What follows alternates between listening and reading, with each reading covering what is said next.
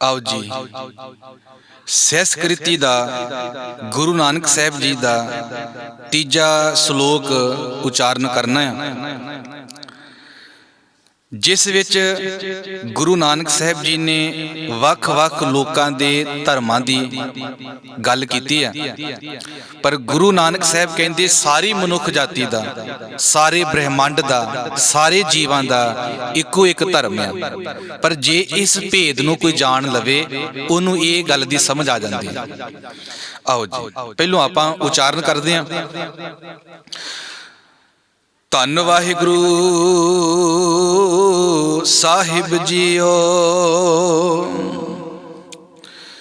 जोग शब्दं ज्ञान शब्दं वेद शब्दं ता ब्रह्मणा, क्षत्रि शब्दं सूर शब्दं शूद्र शब्दं प्राकृतः, सर्व शब्दं ता एक शब्दं जे को जानस भयो, नानक ताको दास है सोई निरंजन देओ। आओ जी बिना टाइम वेस्ट कीतियां आपां अखरी अर्थ करिए। थोड़े समय दे विच यतन मैं करांगा भी आपां अखरी अर्थ पहलां कर लईए, फिर हर विषय दे उत्ते लम्मी विचार आपां करांगे। जोग शब्दंग जोगियां दा धर्म, इत्थे शब्दंग दा अर्थ आ धर्म। हुण देखो शब्द दा अर्थ आउंदा है ना भी असी गुरु शब्द भाव गुरबाणी, ते शब्द दा अर्थ वैसे हुक्म वास्ते भी आया, बहुत कीमती अर्थ आ शब्द दा हुक्म, और शब्द दा इत्थे अर्थ आया जे धर्म। हुण देखो इत्थे कई अर्थां विच आया है, आपां अगे पढ़दे हां। जोग शब्दंग, जोग शब्दंग जोगियां दा धर्म, शब्दंग दा अर्थ है धर्म। जोगियां दा धर्म की है जी? ज्ञान शब्दंग, ज्ञान शब्दंग दा अर्थ है ज्ञान प्राप्त करना। हुण इत्थे शब्दंग दा अर्थ है प्राप्त करना। देखो शब्द दा अर्थ है धर्म, शब्द दा अर्थ है प्राप्त करना, शब्द दा अर्थ है गुरबाणी, शब्द दा अर्थ है हुक्म। कई रूपां विच आया है ते सानू शब्द दे प्रकरण विचों वेखना पैंदा है भी इत्थे इहदा अर्थ की है। स्पैलिंगां विच ते आवाज विच कोई फर्क नहीं हैगा, स्पैलिंग ओही ने। आओ जी पहली पंक्ति आपां करिए। जोग शब्दंग जोगियां दा धर्म किहड़ा है जी? ज्ञान शब्दंग ज्ञान प्राप्त करना, ये जोगियां दा धर्म है। ते जोगी ज्ञान दी प्राप्ति किवें करदे आ? हुण देखो उन्हां दा असीं मोटा मोटी मैं गल करदे हां। वो कहंदे जी शरीर दे 6 चक्कर आ। पहले चक्कर चों सवास चढ़ाई दे आ, 6वें चक्कर च टिकाई दे आ, ते जदों टिकाई दे आ ते सानू ज्ञान प्राप्त हुंदा है। फिर ध्यान रखना वो कहंदे आ जी असीं अपनी किरत त्यागदे हां, भावें कि गुरु नानक साहब ने धर्म ही किरत तो आरंभ कीता है ते परमात्मा नूं करता पुरख कहा है, क्योंकि परमात्मा आप किरतकार आ। जे परमात्मा किरतकार आ ओदा गुरु भी किरतकार आ ते ओदा सिख भी किरतकार होना चाहिए। सानू इसलिए किरती बनाया है। ये किरतियां दा धर्म आ, मंग खाणियां दा धर्म नहीं हैगा। सिख धर्म मंग खाणियां दा धर्म नहीं। जोगी लोग रोटी नहीं बनाते, उन्हां दे घर च रसोई नहीं, ते ध्यान रखना वो मंग के खांदे आ। जोगी 84 आसन करते आ, वो किरत का त्याग करते आ, जंगलों च भटकते आ। ये सारे कर्म करके कहते सानू ज्ञान की प्राप्ति इवें होंदी आ, होवेगी, उन्हां दा ये दावा है। चलो गुरु साहब इत्थे कहंदे आ जी जोग शब्दंग ज्ञान शब्दंग, जोगियां दा धर्म की है ज्ञान नू प्राप्त करना। अगला वचन वेद शब्दंग ता ब्रह्मणा। हुण मैं उच्चारण कीता है ब्रह्मणा, ब्रह्म ने नहीं उच्चारण किया।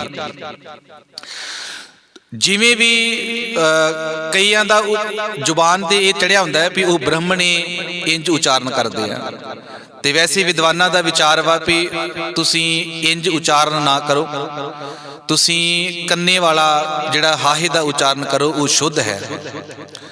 ਆਓ ਜੀ, ਵੇਦ ਸ਼ਬਦੰਗ ਦਾ ਅਰਥ ਆ ਵੇਦਾਂ ਦਾ ਧਰਮ। ਵੇਦ ਜਿਹੜੇ ਵੇਦ ਸ਼ਾਸਤਰ ਨੇ ਉਹਨਾਂ ਦਾ ਗਿਆਨ ਪ੍ਰਾਪਤ ਕਰਨਾ, ਉਹਨਾਂ ਨੂੰ ਪੜ੍ਹਨਾ, ਉਹਨਾਂ ਨੂੰ ਵਿਚਾਰਨਾ, ਇਹ ਬ੍ਰਾਹਮਣ ਦਾ ਧਰਮ ਹੈ ਜੀ। ਬ੍ਰਾਹਮਣ ਦਾ ਧਰਮ ਕਿੱਥੇ ਆ? ਵੇਦਾਂ ਵਿੱਚ। ਤੇ ਵੇਦਾਂ ਤੋਂ ਹੀ 27 ਸਿਮਰਤੀਆਂ ਤਿਆਰ ਹੋਈਆਂ ਨੇ। ਵੇਦਾਂ ਦੀ ਵਿਚਾਰਧਾਰਾ ਨੂੰ ਹੀ 27 ਸਿਮਰਤੀਆਂ ਵਿੱਚ ਹੋਰ ਵਿਸਥਾਰ ਦਿੱਤਾ ਗਿਆ। ਇਸ ਗੱਲ ਨੂੰ ਕਬੀਰ ਸਾਹਿਬ ਨੇ ਕਿਹਾ ਨਾ ਕਿ ਵੇਦ ਕੀ ਪੁੱਤਰੀ ਸਿਮਰਤ ਪਾਈ। ਵੇਦਾਂ ਦੀ ਪੁੱਤਰੀ, ਵੇਦਾਂ ਦੀ ਧੀ ਵੇਦਾਂ ਤੋਂ ਪੈਦਾ ਹੋਈ। ਕੀ ਪੈਦਾ ਹੋਈ? 27 ਸਿਮਰਤੀਆਂ। ਵੇਦ ਕੀ ਪੁੱਤਰੀ ਸਿਮਰਤ ਭਾਈ, ਸੰਕਲ ਜੇਵਰੀ ਲੈ ਹੈ ਆਈ। ਸੰਗਲ ਤੇ ਜੇਵਰ ਭਾਵ ਕੀ? ਬੰਧਨ, ਕਰਮ ਕਾਂਡਾਂ ਦੇ ਬੰਧਨ, ਵਿਕਾਰਾਂ ਦੇ ਬੰਧਨ, ਤੇ ਧਰਮ ਦੇ ਨਾਂ ਤੇ ਜਿਹੜੇ ਕਰਮ ਕਾਂਡ ਨੇ, ਪਖੰਡ ਨੇ, ਉਹਨਾਂ ਦੇ ਬੰਧਨ। ਆਓ ਜੀ ਆਪਾਂ ਅੱਗੇ ਚੱਲੀਏ। ਪਹਿਲੀ ਪੰਕਤੀ ਦੇ ਵਿੱਚ ਕਿਹਾ ਹੈ ਵੀ ਜੋਗੀਆਂ ਦਾ ਧਰਮ ਹੈ ਗਿਆਨ ਪ੍ਰਾਪਤ ਕਰਨਾ, ਤੇ ਬ੍ਰਾਹਮਣ ਦਾ ਧਰਮ ਹੈ ਵੇਦਾਂ ਦੀ ਵਿਚਾਰ ਪ੍ਰਾਪਤ ਕਰਨਾ, ਵੇਦਾਂ ਦਾ ਗਿਆਨ ਪ੍ਰਾਪਤ ਕਰਨਾ, ਵੇਦਾਂ ਨੂੰ ਵਿਚਾਰਨਾ, ਪੜ੍ਹਨਾ ਤੇ ਫਾਲੋ ਕਰਨਾ, ਦੂਜਿਆਂ ਨੂੰ ਕਰਾਉਣਾ। ਵੇਦ ਸ਼ਬਦੰਗ, ਵੇਦਾਂ ਦਾ ਸ਼ਬਦ, ਵੇਦਾਂ ਦਾ ਧਰਮ, ਤਾਂ ਬ੍ਰਾਹਮਣ ਦਾ ਧਰਮ ਹੈ। ਆਓ ਜੀ ਦੂਜੀ ਪੰਕਤੀ, ਖੇਤਰੀ ਸ਼ਬਦੰਗ, ਖੱਤਰੀਆਂ ਦਾ ਧਰਮ। ਇੱਥੇ ਸ਼ਬਦੰਗ ਦਾ ਅਰਥ ਹੈ ਧਰਮ। ਖੱਤਰੀ ਦਾ ਧਰਮ ਕੀ ਹੈ ਜੀ? ਸੂਰ ਸ਼ਬਦੰਗ। ਸੂਰ ਦਾ ਅਰਥ ਹੈ ਸੂਰਮਤਾਈ, ਸੂਰਮਗਤੀ, ਬਹਾਦਰੀ। ਤੇ ਸ਼ਬਦੰਗ ਦਾ ਅਰਥ ਹੈ ਬਹਾਦਰੀ ਰੂਪੀ ਧਰਮ। ਸੂਰਮਗਤੀ ਦਾ ਧਰਮ, ਬਹਾਦਰੀ ਦਾ ਧਰਮ, ਬਹਾਦਰੀ ਵਿਖਾਉਣ ਦਾ, ਕਰਤਾ ਵਿਖਾਉਣ ਦਾ ਧਰਮ। ਖੱਤਰੀਆਂ ਦਾ ਧਰਮ ਹੈ ਸੂਰਮਗਤੀ ਵਾਲਾ। ਖੱਤਰੀਆਂ ਦਾ ਧਰਮ ਆ ਕਿਰਪਾਨ ਪਕੜ ਕੇ ਤੇ ਬ੍ਰਾਹਮਣ ਦੀ ਸੇਫਟੀ ਕਰਨੀ, ਭਾਵ ਲੜਨਾ, ਮੁਲਕ ਵਾਸਤੇ ਲੜਨਾ। ਪਰ ਗੁਰੂ ਨਾਨਕ ਸਾਹਿਬ ਕਹਿੰਦੇ ਵੀ ਜਦੋਂ ਮੁਲਕ ਨੂੰ ਹਮਲਾਵਰਾਂ ਨੇ ਇੰਨਾ ਲੁੱਟਿਆ, ਇੰਨਾ ਖੂਨ ਖਰਾਬਾ ਕੀਤਾ, ਇੱਥੋਂ ਦੇ ਲੋਕਾਂ ਦੇ ਬੱਚਿਆਂ ਨੂੰ ਲੋਕ ਘਰਾਂ ਤੋਂ ਚੁੱਕ ਕੇ ਲੈ ਕੇ ਮੰਡੀਆਂ ਵਿੱਚ ਵੇਚਦੇ ਰਹੇ, ਉਦੋਂ ਖੱਤਰੀਆਂ ਦਾ ਧਰਮ ਕਿੱਥੇ ਗਿਆ? ਖੱਤਰੀਆਂ ਤਾਂ ਧਰਮ ਛੋੜਿਆ, ਉਦੋਂ ਆਪਣਾ ਧਰਮ ਇਹਨਾਂ ਨੇ ਛੱਡ ਦਿੱਤਾ। ਕਿਉਂਕਿ ਇਹਨਾਂ ਦਾ ਧਰਮ ਸੀ ਲੋਕਾਂ ਨੂੰ ਬਚਾਉਣਾ, ਬਹਾਦਰੀ ਦਿਖਾਉਣੀ, ਹਮਲਾਵਰਾਂ ਤੋਂ ਬਚਾਉਣਾ, ਜ਼ਾਲਮਾਂ ਦਾ ਮੂੰਹ ਮੋੜਨਾ, ਜ਼ਾਲਮ ਦੇ ਜ਼ੁਲਮ ਤੋਂ ਬਚਾਉਣਾ। ਪਰ ਇਹਨਾਂ ਨੇ ਬਚਾਇਆ ਨਹੀਂ। ਤੇ ਧਿਆਨ ਰੱਖਣਾ ਜੀ, ਖੱਤਰੀ ਸ਼ਬਦੰਗ, ਖੱਤਰੀਆਂ ਦਾ ਧਰਮ। ਸ਼ਬਦੰਗ ਦਾ ਅਰਥ ਧਰਮ ਕੀ ਆ? ਸੂਰ ਸ਼ਬਦੰਗ, ਸੂਰਮਗਤੀ ਦਾ ਧਰਮ। ਸੂਰਮਗਤੀ ਦੀ ਪਾਲਣਾ ਕਰਨੀ, ਬਹਾਦਰੀ ਦੀ ਪਾਲਣਾ ਕਰਨੀ, ਭਾਵ ਮੌਕਾ ਮਿਲੇ ਤੇ ਕਿਰਪਾਨ ਪਕੜ ਕੇ ਜ਼ਾਲਮ ਦੇ ਨਾਲ ਲੜਨਾ, ਬਹਾਦਰੀ ਦਿਖਾਉਣੀ, ਇਹ ਖੱਤਰੀ ਦਾ ਧਰਮ ਹੈ। ਤੇ ਸ਼ੂਦਰ ਸ਼ਬਦੰਗ ਪ੍ਰਾਕ੍ਰਿਤਾ। ਸ਼ੂਦਰ ਦਾ ਧਰਮ ਕੀ ਬਣਾ ਦਿੱਤਾ? ਵੈਸੇ ਇਹ ਰੱਬ ਨੇ ਨਹੀਂ ਬਣਾਇਆ, ਇਹ ਬ੍ਰਾਹਮਣ ਨੇ ਬਣਾਇਆ, ਇਹ ਬੰਦੇ ਨੇ ਬਣਾਇਆ, ਮਨੁੱਖਾਂ ਨੇ ਬਣਾਇਆ। ਤੇ ਸ਼ੂਦਰ ਸ਼ਬਦੰਗ, ਸ਼ੂਦਰ ਦਾ ਧਰਮ ਕੀ ਆ? ਪ੍ਰਾਕ੍ਰਿਤਾ, ਪਰਾਈ ਕਿਰਤ ਕਰਨਾ, ਪਰਾਈ ਦੂਜੇ ਦੀ ਕਿਰਤ ਕਰਨਾ, ਦੂਜੇ ਦੀ ਸੇਵਾ ਕਰਨਾ, ਦੂਜੇ ਦਾ ਕੰਮਕਾਜ ਕਰਨਾ ਜੀ। ਹਰ ਕੰਮਕਾਜ ਕਰਨਾ ਇਹ ਸ਼ੂਦਰ ਦਾ ਧਰਮ ਬਣਾ ਦਿੱਤਾ। ਉਹਦੇ ਬਦਲੇ ਵਿੱਚ ਉਹ ਤਨਖਾਹ ਨਹੀਂ ਸੀ ਲੈਂਦਾ। ਕਿਤੇ ਸਾਡੇ ਦੇਸ਼ ਵਿੱਚ ਇਹ ਸਮਾਂ ਰਿਹਾ ਵੀ ਸ਼ੂਦਰ ਵੱਡੇ ਬੰਦੇ ਦੀ ਕਿਰਤ ਕਰਦਾ ਸੀ, ਸੇਵਾ ਕਰਦਾ ਸੀ, 24 ਘੰਟੇ ਕੰਮ ਕਰਦਾ ਸੀ, ਪਰ ਉਹਦੇ ਬਦਲੇ ਵਿੱਚ ਉਹਨੂੰ ਕੁਝ ਨਹੀਂ ਸੀ ਮਿਲਦਾ, ਕੇਵਲ ਰੋਟੀ ਖਾਣ ਤੋਂ ਇਲਾਵਾ। ਆਓ ਜੀ, ਸ਼ੂਦਰ ਸ਼ਬਦੰਗ ਪ੍ਰਾਕ੍ਰਿਤ। ਤੇ ਸਰਬ ਸ਼ਬਦੰਗ ਤਾਂ ਏਕ ਸ਼ਬਦੰਗ, ਕਹਿੰਦੇ ਸਾਰਿਆਂ ਦਾ ਧਰਮ। ਵੈਸੇ ਮੇਰੇ ਕੋਲ ਕਿਤਾਬ ਆ ਜੋਗਿੰਦਰ ਸਿੰਘ ਤਲਵਾੜਾ ਜੀ ਦੀ, ਉਹਨਾਂ ਨੇ ਜਦੋਂ ਸ਼ਬਦਾ ਪਦ ਅਰਥ ਕੀਤਾ ਹੈ ਉੱਥੇ ਲਿਖਿਆ ਸਾਰਿਆਂ ਦਾ ਧਰਮ, ਤੇ ਜਦੋਂ ਅਰਥ ਕੀਤਾ ਹੈ ਉੱਥੇ ਲਿਖਿਆ ਸਾਰੇ ਧਰਮਾਂ ਵਿੱਚੋਂ ਸ੍ਰੇਸ਼ਟ ਧਰਮ। ਹੁਣ ਆਪਾਂ ਦੇਖੋ ਇਸ ਸ਼ਬਦ ਦੇ ਮੁਖੜੇ ਤੋਂ ਪਤਾ ਲੱਗਦਾ ਹੈ ਵੀ ਗੁਰੂ ਸਾਹਿਬ ਕਹਿ ਰਹੇ ਨੇ ਵੀ ਸ਼ੂਦਰ ਦਾ ਧਰਮ ਆ ਬਣਾ ਦਿੱਤਾ, ਖੱਤਰੀ ਦਾ ਧਰਮ ਆ ਬਣਾ ਦਿੱਤਾ, ਬ੍ਰਾਹਮਣ ਨੇ ਆਪਣਾ ਧਰਮ ਇਹ ਬਣਾ ਲਿਆ। ਪਰ ਸਾਰਿਆਂ ਦਾ, ਸਰਬ ਸ਼ਬਦੰਗ, ਸਾਰਿਆਂ ਦਾ, ਖੱਤਰੀ ਬ੍ਰਾਹਮਣ ਸ਼ੂਦ ਵੈਸ ਨਹੀਂ, ਸਾਰੀ ਮਨੁੱਖ ਜਾਤੀ ਦਾ, ਸਾਰੀ ਦੁਨੀਆ ਦਾ, ਸਾਰੇ ਬ੍ਰਹਿਮੰਡ ਦਾ ਉਹ ਇੱਕੋ ਧਰਮ ਹੈ ਜੀ। ਅਕਾਲ ਪੁਰਖ ਇੱਕ ਆ, ਉਹਦਾ ਧਰਮ ਇੱਕ ਆ। ਸਰਬ ਸ਼ਬਦੰਗ, ਸਰਬ ਦਾ ਧਰਮ, ਸਾਰਿਆਂ ਦਾ ਧਰਮ, ਸਾਰੇ ਧਰਮਾਂ ਵਿੱਚੋਂ ਨਹੀਂ।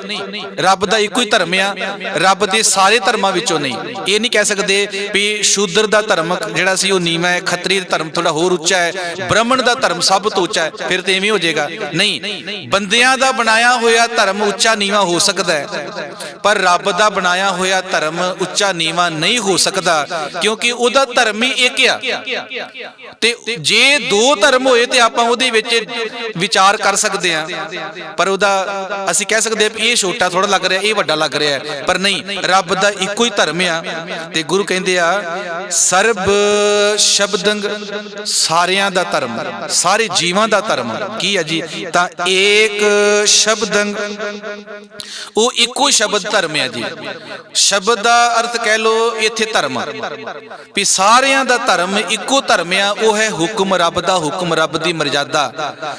ਤਾਂ ਏਕ ਸ਼ਬਦੰਗ, ਵੀ ਸਾਰੇ ਜੀਵਾਂ ਦਾ ਇੱਕ ਧਰਮ ਹੈ। ਪਰ ਹੁਣ ਇੱਥੇ ਥੋੜੀ ਜੀ ਗੱਲ ਛਿਪ ਗਈ ਆ ਵੀ ਉਹ ਕਿਹੜਾ ਧਰਮ ਹੈ। ਇਹ ਤੇ ਪਤਾ ਲੱਗ ਗਿਆ ਵੀ ਰੱਬ ਦਾ ਇੱਕੋ ਹੀ ਧਰਮ ਆ, ਸਾਰੇ ਜੀਵਾਂ ਦਾ ਉਹ ਸਾਂਝਾ ਧਰਮ ਆ, ਕਿਉਂਕਿ ਰੱਬ ਵੀ ਸਾਰਿਆਂ ਦਾ ਸਾਂਝਾ ਹੈ, ਉਹਦਾ ਧਰਮ ਵੀ ਸਾਂਝਾ ਹੈ। ਕੋਈ ਜਾਤੀ, ਕੋਈ ਥਾਂ, ਕੋਈ ਮੁਲਕ ਇਹ ਨਹੀਂ ਕਹਿ ਸਕਦਾ ਰੱਬ ਸਾਡਾ ਹੈ, ਰੱਬ ਦਾ ਧਰਮ ਸਾਡਾ ਹੈ। ਨਹੀਂ, ਇਹ ਉਹਦੀ ਕੱਟੜਤਾ ਹੋ ਸਕਦੀ ਹੈ, ਇਹ ਉਹਦੀ ਮੂਰਖਤਾ ਹੋ ਸਕਦੀ ਹੈ। ਰੱਬ ਕਿਸੇ ਦਾ ਆਪਣਾ ਪਰਸਨਲ ਨਹੀਂ ਆ, ਉਹ ਕਿਸੇ ਦੇ ਬਾਪ ਦਾ ਨਹੀਂ ਆ। ਤੇ ਧਿਆਨ ਰੱਖਣਾ, ਅਗਲਾ ਬਚਨ ਆ ਜੇ ਕੋ ਜਾਣਸ ਭਿਓ, ਜੇ ਕੋਈ ਜਾਣ ਲਵੇ, ਭਿਓ ਦਾ ਅਰਥ ਹੈ ਭੇਦ। ਹੁਣ ਦੇਖੋ, ਜੇ ਕੋਈ ਬੰਦਾ ਇਸ ਭੇਦ ਨੂੰ ਜਾਣ ਲਵੇ, ਉਹਨੂੰ ਪਤਾ ਲੱਗਦਾ ਹੈ ਵੀ ਰੱਬ ਦਾ ਇੱਕੋ ਇੱਕ ਧਰਮ ਆ, ਉਹ ਧਰਮ ਸਾਰਿਆਂ ਦੇ ਲਈ ਸਾਂਝਾ ਹੈ, ਉਹ ਕਿਸੇ ਪਰਸਨ ਦੇ ਨਹੀਂ ਹੈਗਾ, ਉੱਚੀ ਜਾਤੀ ਵਾਲੇ ਦੇ ਨਹੀਂ ਹੈਗਾ, ਅਮੀਰ ਵਾਸਤੇ ਨਹੀਂ ਆ, ਉਹ ਸਾਰਿਆਂ ਦੇ ਲਈ ਸਾਂਝਾ ਹੈ। ਅਗਲੀ ਗੱਲ ਕੀਤੀ, ਨਾਨਕ ਤਾਕੋ ਦਾਸ ਹੈ, ਨਾਨਕ ਉਹਦਾ ਦਾਸ ਹੈ। ਨਾਨਕ ਜੀ ਕਹਿੰਦੇ ਮੈਂ ਉਹਦਾ ਦਾਸ ਬਣਨ ਲਈ ਤਿਆਰ ਹਾਂ। ਜਿਹੜਾ ਰੱਬ ਦੇ ਇਸ ਭੇਦ ਨੂੰ ਸਮਝ ਲੈਂਦਾ ਹੈ ਨਾ, ਵੈਸੇ ਉਹ ਰੱਬ ਦਾ ਰੂਪ ਹੋ ਜਾਂਦਾ ਹੈ, ਉਹ ਰੱਬ ਦਾ ਰੂਪ ਹੋ ਜਾਂਦਾ ਹੈ। ਤੇ ਰੱਬ ਦੇ ਰੂਪ ਜਿਹੜਾ ਬਣ ਗਿਆ, ਉਹਦਾ ਸੇਵਕ ਬਣਨ ਵਿੱਚ ਕੋਈ ਗੁਰੇਜ਼ ਨਹੀਂ, ਕੋਈ ਮਾੜੀ ਗੱਲ ਨਹੀਂ ਆ। ਨਾਨਕ ਤਾਂ ਕੋ ਦਾਸ ਹੈ, ਸੋਈ ਨਿਰੰਜਨ ਦਿਓ। ਸੋਈ ਦਾ ਅਰਥ ਉਹੀ, ਨਿਰੰਜਨ ਦਾ ਅਰਥ ਰੱਬ, ਦੇਵ ਦਾ ਅਰਥ ਪ੍ਰਕਾਸ਼ ਰੂਪ, ਪਰਮਾਤਮਾ ਦੇਵ ਰੂਪ। ਕਹਿੰਦੇ ਉਹ ਬੰਦਾ ਰੱਬ ਦਾ ਰੂਪ ਬਣ ਜਾਂਦਾ ਹੈ ਜਿਹੜਾ ਰੱਬ ਦੇ ਭੇਦ ਨੂੰ ਜਾਣ ਲੈਂਦਾ ਹੈ। ਤੇ ਧਿਆਨ ਰੱਖਣਾ, ਰੱਬ ਨੂੰ ਇੱਥੇ ਜਾਣਨ ਦੀ ਗੱਲ ਕੀਤੀ ਆ, ਰੱਬ ਨੂੰ ਪਾਉਣ ਦੀ ਗੱਲ ਨਹੀਂ ਕੀਤੀ। ਰੱਬ ਨੂੰ ਜਾਣਨਾ ਹੀ ਰੱਬ ਨੂੰ ਪਾਉਣਾ ਹੈ, ਰੱਬ ਨੂੰ ਸਮਝਣਾ ਹੀ ਰੱਬ ਨੂੰ ਪਾਉਣਾ ਹੈ। ਮੈਂ ਕਹਾਂਗਾ ਵੀ ਸਿੱਖ ਨੂੰ ਰੱਬ ਪਾਉਣਾ ਨਹੀਂ ਚਾਹੀਦਾ, ਸਿੱਖ ਨੂੰ ਰੱਬ ਸਮਝਣਾ ਚਾਹੀਦਾ ਹੈ। ਜਿਹੜੀ ਗੱਲ ਸੈਂਕੜੇ ਸਾਲ, 500 ਸਾਲ ਪਹਿਲਾਂ ਗੁਰੂ ਨਾਨਕ ਸਾਹਿਬ ਕਹਿ ਗਿਆ ਸਾਨੂੰ, ਅਸੀਂ ਉਸ ਗੱਲ ਨੂੰ ਫਾਲੋ ਕਿਉਂ ਨਹੀਂ ਕਰ ਰਹੇ? ਉਸ ਗੱਲ ਦੇ ਉੱਤੇ ਅਸੀਂ ਸ਼ਰਧਾ ਦੇ ਫੁੱਲ ਕਿਉਂ ਨਹੀਂ ਭੇਟ ਕਰ ਰਹੇ? ਧਿਆਨ ਰੱਖਣਾ, ਰੱਬ ਨੂੰ ਜਾਣਨਾ ਹੈ, ਸਮਝਣਾ ਹੈ, ਰੱਬ ਨੂੰ ਪਾਉਣਾ ਨਹੀਂ ਹੈ। ਆਓ ਜੀ, ਲਾਸਟ ਵਾਲੀਆਂ ਪੰਕਤੀਆਂ ਨੇ। ਨਾਨਕ ਤਾਕੋ ਦਾਸ ਹੈ, ਸੋਈ ਨਿਰੰਜਨ ਦਿਓ। ਇਹ ਤੀਜਾ ਸ਼ਲੋਕ ਗੁਰੂ ਨਾਨਕ ਸਾਹਿਬ ਜੀ ਦਾ ਸਹਿਸਕ੍ਰਿਤੀ ਦਾ ਸੰਪੂਰਨ ਹੋਇਆ ਹੈ। ਜੇ ਇਸ ਸ਼ਬਦ ਵਿੱਚ ਕੋਈ ਖਾਮੀ ਰਹਿ ਗਈ ਹੋਏ, ਕੋਈ ਘਾਟ ਰਹਿ ਗਈ ਹੋਏ, ਤੇ ਆਪ ਜੀ ਨੇ ਉਸ ਘਾਟ ਵੱਲ ਧਿਆਨ ਜ਼ਰੂਰ ਦਿਵਾਉਣਾ, ਗਲਤੀ ਨੂੰ ਜ਼ਰੂਰ ਦੱਸਣਾ, ਤਾਂ ਜੋ ਅਗਲੇ ਬਚਨਾਂ ਵਿੱਚ, ਵਿਚਾਰਾਂ ਵਿੱਚ ਉਸ ਗਲਤੀ ਨੂੰ ਸੁਧਾਰਿਆ ਜਾਵੇ, ਮੇਰੇ ਵਿੱਚ ਵੀ ਸੁਧਾਰ ਆਵੇ। ਸੋ ਇਹ ਬੇਨਤੀ ਪ੍ਰਵਾਨ ਕਰਨੀ। ਸਾਰਿਆਂ ਨੂੰ ਗੁੱਡ ਲੱਕ।